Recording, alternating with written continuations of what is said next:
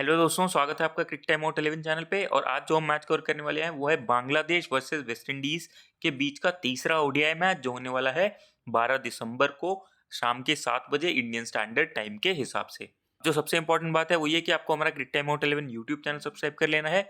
वहाँ पे आपको डेली बेसिस पे मैच का वीडियो अपडेट और एनालिसिस मिलता रहेगा। और उसके साथ आप हमारा टेलीग्राम चैनल भी ज्वाइन कर लीजिए। तो कोई भी लाइव अपडेट जैसे टॉस रिजल्ट, पिच रिपोर्ट, कोई भी प्लेयर टीम के अंदर आता है, कोई भी प्लेयर टीम से बाहर जाता है या फैंटेसी साइट्स की टीम, ये सारी इन्फॉर्मेशन आपको टेलीग्राम चैनल पे मिलती रहेगी।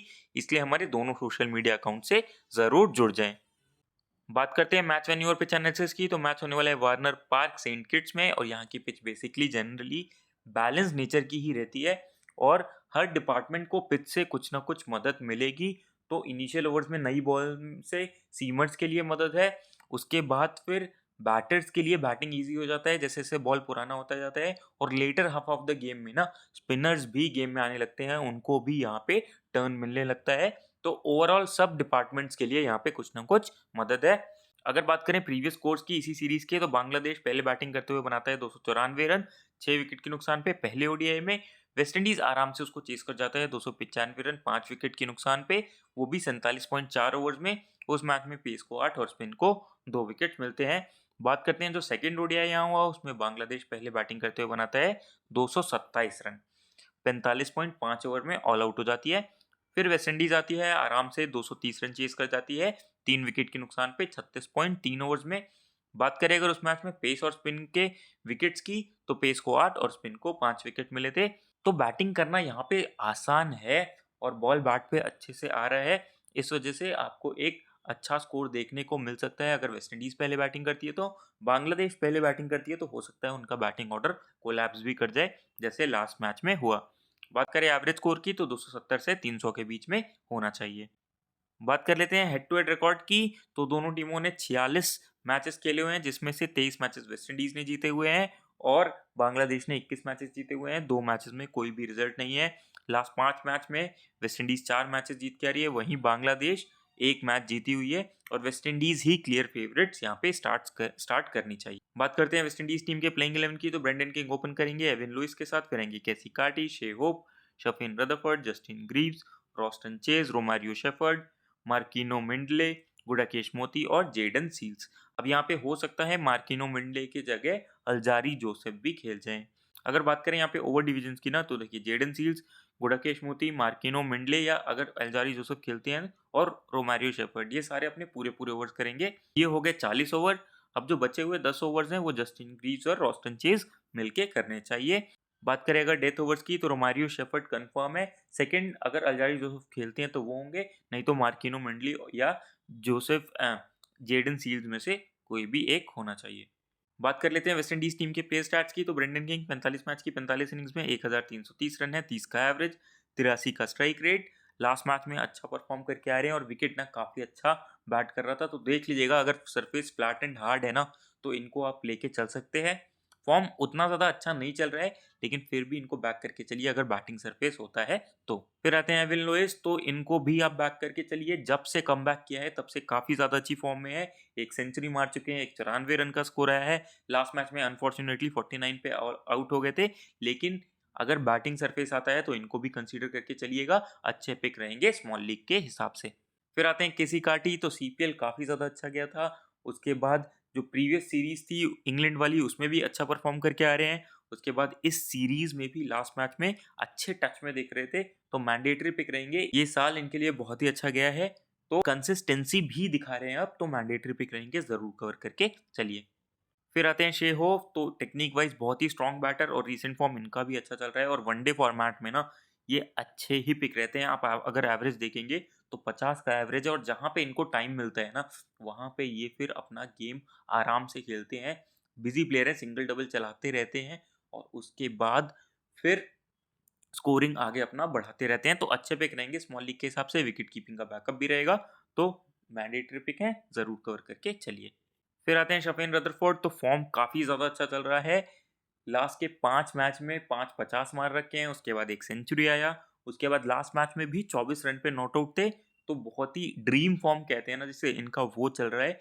तो अगर वेस्ट इंडीज फर्स्ट बैटिंग करता है तो ये भी मैंडेटरी पिक होंगे। अगर वेस्ट इंडीज फर्स्ट बॉलिंग करता है उस केस में सेकंड इनिंग्स में इनके पास उतने ज़्यादा रन बनाने को नहीं रहेंगे जैसे लास्ट मैच में हुआ, तो फिर आप आराम से इनको छोड़ के चल सकते हैं। सेकंड इनिंग्स में एक एवरेज ऑप्शन रहेंगे, फर्स्ट इनिंग्स में मैंडेटरी पिक हैं। फिर आते हैं जस्टिन ग्रीव्स, तो रीसेंट फॉर्म अच्छा चल रहा है इनका भी, डोमेस्टिक लेवल में 3 सेंचुरीज मार के आ रहे हैं। उसके बाद फर्स्ट मैच में दिखाया कि बैटिंग से वो फॉर्म ये कंटिन्यू कर सकते हैं इंटरनेशनल लेवल पे भी, वहाँ पे 41 रन नॉट आउट करे। उसके बाद लास्ट मैच में बैटिंग भले ही ना आए हो लेकिन बॉलिंग अच्छी डाल रहे थे, हार्ड लेंथ ये भी हिट करते हैं और वहाँ से ना फिर इस पिच पे पेसर्स को मदद मिलेगी। तो अच्छे ऑप्शन रहेंगे, आराम से इनको आप कवर करके चलिए। जब वेस्ट इंडीज फर्स्ट बैटिंग करता है तो वेस्ट इंडीज अगर सेकेंड बैटिंग करता है उस केस में आप इनको सिर्फ बॉलिंग के दम पे नहीं ले सकते। तो फर्स्ट बैटिंग के केस में वेस्ट इंडीज के आप लेके चलिएगा, सेकंड बैटिंग के केस में वेस्ट इंडीज में आप आराम से छोड़ सकते हैं, उस केस में आप बांग्लादेश के ऑलराउंडर्स कवर कर सकते हैं। फिर आते हैं रोस्टन चेज, तो अब इतना रोल रह नहीं गया है, बैटिंग काफी ज्यादा नीचे आ रहा है, तो स्मॉल लीग के हिसाब से अच्छे पिक नहीं दिख रहे हैं, आप ग्रैंड लीग में ट्राई करिए तो ज्यादा अच्छे ऑप्शन रहेंगे ये। फिर आते हैं रोमारियो शेफर्ड, तो डेथ में बॉलिंग करेंगे, रीसेंट फॉर्म भी अच्छा चल रहा है, इस सीरीज में टोटल 5 विकेट ले चुके हैं 2 मैचेस में, तो मैंडेटरी पिक ये भी रहेंगे आपके लिए, जरूर कवर करके चलिए। एक डिफरेंशियल कैप्टनसी ऑप्शन भी आप कर सकते हैं ग्रैंड लीग में।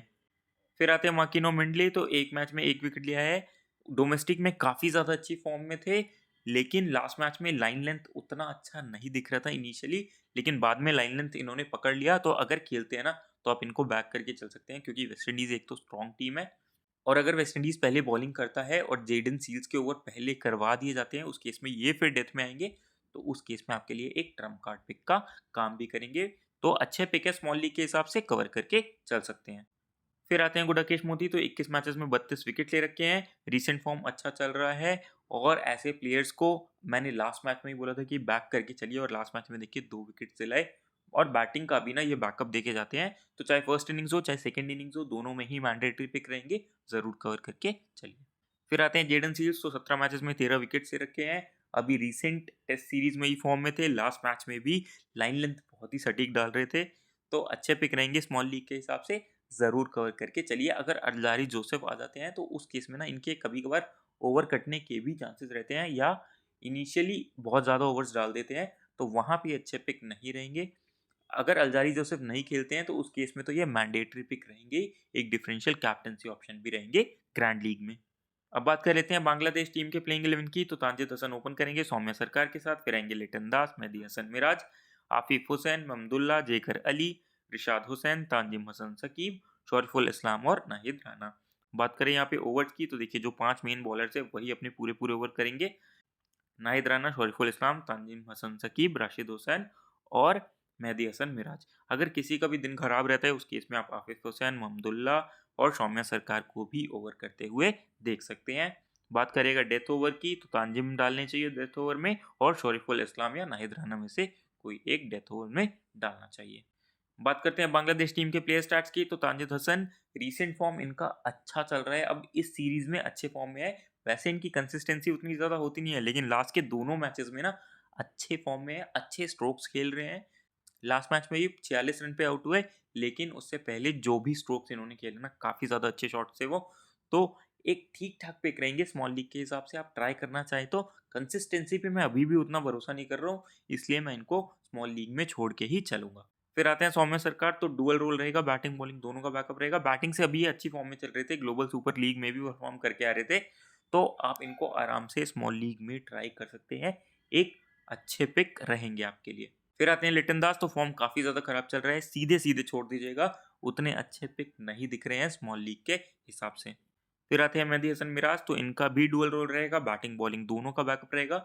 अब बैटिंग में ये बात तो है कि इनको चांसेस मिल जाते हैं, लास्ट मैच में भी, सेकंड लास्ट मैच में भी इनका लक अच्छा था, जो फर्स्ट ओडीआई था वहाँ पे भी इनिशियली ही आउट होने वाले थे, लेकिन लक साथ दिया और उस मैच में 74 रन बना के गए। तो बैटिंग से उतना ज़्यादा टेम्परेमेंट नहीं रखते हैं ये, अगर मान लीजिए 5-6 बॉल डॉट छूट गया ना, तो उस केस में फिर ये रिलीज शॉट खेलने की कोशिश करते हैं और वहाँ पे आउट होने के चांसेस रहते हैं, लेकिन क्योंकि डुअल रोल रहेगा इसलिए टीम में ज़रूर रखिए, मैंडेटरी पिक रहेंगे आपके लिए। फिर आते हैं आफिफ हुसैन, तो बैटिंग से फॉर्म उतना अच्छा नहीं चल रहा है, स्टार्ट्स मिल रहे हैं लेकिन कन्वर्ट नहीं कर पा रहे हैं, लास्ट मैच में बॉलिंग करी थी, तो अगर डुअल रोल रहेगा इनका तो उस केस में आप इनको कवर करके चल सकते हैं, एक ठीक ठाक ऑप्शन रहेंगे आपके लिए स्मॉल लीग में।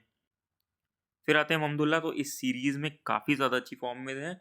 एक 50 रन का स्कोर आया इनके बल्ले से, फिर 62 रन का स्कोर आया। इससे पहले वाली सीरीज़ में 98 रन का स्कोर आया था। तो फॉर्म काफ़ी अच्छा चल रहा है इनका। तो आप चाहें तो एज़ अ ट्रम्प कार्ड पे एक स्मॉल लीग में ले सकते हैं। बैटिंग ऑर्डर काफ़ी ज़्यादा नीचे आता है, इसलिए उतने अच्छे पिक नहीं दिख रहे हैं, लेकिन मोस्टली इनकी बैटिंग आएगी ही आएगी। तो आप चाहें तो इनको टीम में रख के चल सकते हैं। फिर आते हैं जेकर अली, तो टेस्ट मैच में काफ़ी ज़्यादा अच्छी फॉर्म में थे। उसके बाद अब यहाँ पे वनडे में भी जो फर्स्ट ओडीआई था वहाँ पे 48 रन का नॉक खेला। लेकिन इनके साथ दिक्कत ये है कि बैटिंग काफ़ी ज़्यादा नीचे आएगी, इसलिए स्मॉल लीग के हिसाब से अच्छे पिक नहीं रहते हैं। आप ग्रैंड लीग में ट्राई कर लीजिएगा, तब जब आप वेस्ट इंडीज़ का विनिंग कॉम्बिनेशन बना रहे हो, और उस केस में आप बांग्लादेश का टॉप ऑर्डर तो लेंगे नहीं क्योंकि वो कोलैप्स कर जाएगा। तो उस केस में आप महमदुल्ला और जेकर अली और आफिफ हुसैन को ट्राई करके चल सकते हैं। फिर आते हैं रिशाद हुसैन, तो डोमेस्टिक लेवल पे काफ़ी ज़्यादा अच्छा परफॉर्म करते हैं, लेकिन अभी तक जो इंटरनेशनल लेवल है ना, वहाँ पे अच्छा परफॉर्म नहीं करके गए हैं। 6 मैचेस में सिर्फ 3 विकेट लिए हुए हैं। तो स्मॉल लीग के हिसाब से फिलहाल उतने अच्छे ऑप्शन नहीं दिख रहे हैं ये। ग्रैंड लीग में आप इनको ट्राई कर लीजिएगा एज अ ट्रम्प कार्ड। फिर आते हैं तानजिम हसन सकीब, तो 9 मैचेस में 13 विकेट ले रखे हैं। रीसेंट फॉर्म अच्छा चल रहा है। लास्ट मैच में तो बैटिंग से भी अप्रोक्सीमेट 47 रन मारे थे, और बॉलिंग से तो फॉर्म काफ़ी ज़्यादा अच्छा चल रहा है। ग्लोबल सुपर लीग में परफॉर्म करके आ रहे हैं। उसके बाद वनडे में भी 13 विकेट्स ले रखे हैं इन्होंने अभी इनिशियल स्टेज पे ही अपने करियर के, लेकिन अच्छे पिक रहेंगे। डेथ में बॉलिंग भी करने के चांसेस रहेंगे, तो आराम से इनको आप कवर करके चल सकते हैं। फिर आते हैं शरीफुल इस्लाम, तो ज़्यादातर मैचेस में एकाक ही विकेट दिलाएंगे, और रीसेंट फॉर्म भी ना इनका अच्छा नहीं चल रहा है। लाइन लेंथ भी उतना अच्छा नहीं दिख रहा है, तो आराम से छोड़ दीजिएगा, ग्रैंड लीग में ट्राई कर लीजिएगा। फिर आते हैं नहीद राना, तो 3 मैचेस में 4 विकेट्स ले रखे हैं। स्पीडस्टर हैं ये बांग्लादेश के, पेस जनरेट कर लेते हैं और पिच पे बाउंस भी रहता है, तो उस वजह से ये और भी इफेक्टिव हो जाएंगे। तो आप इनको बैक करके चलिए, एक अच्छे ऑप्शन रहेंगे आपके लिए स्मॉल लीग में। अब बात करें अगर ड्रीम 11 टीम की, तो विकेट कीपिंग सेक्शन से शे होप आपके लिए मैंडेटरी पिक रहेंगे। फिर आते हैं बैटिंग सेक्शन में, तो यहाँ से ब्रैंडन किंग मैंडेटरी पिक रहेंगे, केसी कार्टी मैंडेटरी पिक रहेंगे, एवन लुइस एक मैंडेटरी पिक रहेंगे, ममदुल्ला यहाँ से अच्छे पिक रहेंगे फॉर्म वाइज। आप चाहें तो शफीन रदरफोर्ड को कवर करके चल सकते हैं। मैं इनको फर्स्ट इनिंग्स में जब वेस्ट इंडीज बैटिंग करेगी तो उस केस में कवर करके चलूंगा। यहाँ से आफिफ हुसैन आपके लिए एक ट्रम्प कार्ड पिक का काम कर सकते हैं। फिर आते हैं ऑलराउंडर सेक्शन में, तो मेहदी हसन मिराज मैंडेटरी पिक रहेंगे, रोमारियो शेफर्ड मैंडेटरी पिक रहेंगे। उसके बाद यहाँ से फिलहाल कोई भी उतना अच्छा पिक नहीं दिख रहा है, आप चाहें तो सौम्य सरकार को ट्राई करके चल सकते हैं। फिर आते हैं बॉलिंग सेक्शन में, तो गुडाकेश मोती मैंडेटरी पिक रहेंगे, जेडन सील्स मैंडेटरी पिक रहेंगे, मिंडले खेलते हैं तो ये भी मैंडेटरी पिक रहेंगे। मोस्ट प्रोबेबली अल्जारी जोसेफ खेलने चाहिए। उसके बाद जो एक ऑप्शन बचा है, आप उसमें तानजिम हसन सकीब को ट्राई करके चल सकते हैं। आप चाहें तो नाहिद राना को भी यहाँ से लेके चल सकते हैं। अल्जारी जोसेफ खेलते हैं तो मैं उनको भी कवर करके चलूंगा। बात करें कैप्टन वाइस कैप्टन की, तो शे होप अच्छे कैप्टनसी ऑप्शन देख रहे हैं। वाइस कैप्टनसी ऑप्शन में मैं रोमारियो शेफर्ड को लेके चल रहा हूँ। तो कुछ इस प्रकार की रहेगी हमारी टीम, और अगर इसमें कोई भी चेंजेस होते हैं तो आपको टेलीग्राम चैनल पे मिल जाएंगे। उसके लिए टेलीग्राम चैनल को ज्वाइन कर लीजिएगा, और जो सबसे इंपॉर्टेंट बात है कि हमारे यूट्यूब चैनल क्रिक टाइम आउट 11 को ज़रूर से ज्वाइन कर लें। वहाँ पे आपको डेली बेसिस पे मैच का वीडियो अपडेट और एनालिसिस मिलता रहेगा। और जब आप वीडियोज़ देखते हैं ना, तो आपका मैच सेंस बढ़ता है, गेम का अंडरस्टैंडिंग बढ़ता है, प्लेयर्स का नॉलेज बढ़ता है, और फिर जब आप टीम बनाएंगे तो आप ज़्यादा इफेक्टिव, ज़्यादा इंपैक्ट वाली टीम बनाएंगे, और मोस्ट ऑफ द केसेस में आप विनिंग जोन में रहेंगे। तो इसलिए वीडियोस को ज़रूर देखें, लाइक करें, शेयर करें, चैनल को सब्सक्राइब करें। मिलते हैं अगली वीडियो के साथ। Thank you.